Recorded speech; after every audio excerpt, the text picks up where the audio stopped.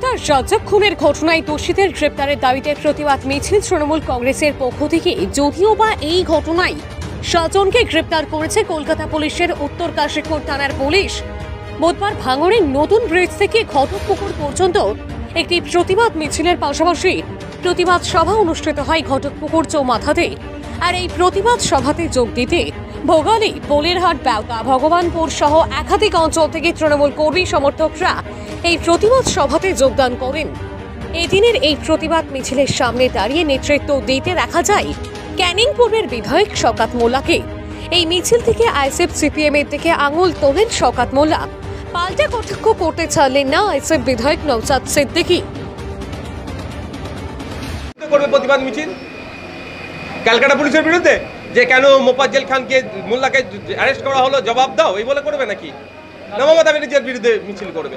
এটাকে ধামাচাপা দেওয়ার জন্য শওকত মোল্লা সাহেব উঠে পড়ে লেগেছে।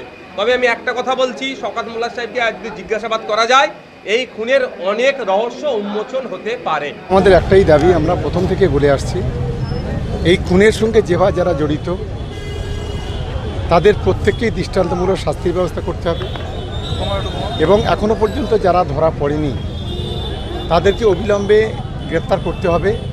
এটাই হচ্ছে মূলত আমাদের দাবি। বিরোধীরা তো অনেক কথা বলবে, এ পর্যন্ত যে 7 জন ধরা পড়েছে তার মধ্যে 1 জন হলো তৃণমূল কংগ্রেসের কর্মী, বাদবাকি 6 জন আইএসএফ।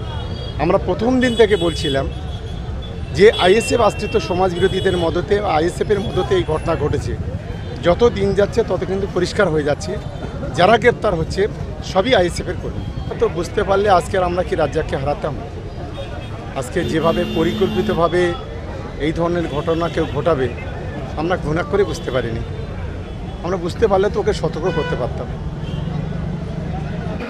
সিডিআর চেক করলে বোঝা যাবে খুন হয়ে যাবার 8 ঘন্টার মধ্যে, 8 ঘন্টা লাস্ট 8 ঘন্টা বলছি, লাস্ট 30 মিনিটস খুন হবার লাস্ট 30 মিনিটস ওই মোফাজ্জল মোল্লা কোথায় কোথায় ঘুরেছে, কাকে কল করেছে, কার অফিসে গিয়েছে, সিসিটিভি আছে ক্যালকাটা পুলিশের নিশ্চিতভাবে, সেটা যেমন জানতে পারবে আর সিডিআর বার করলে সব পেয়ে যাবে।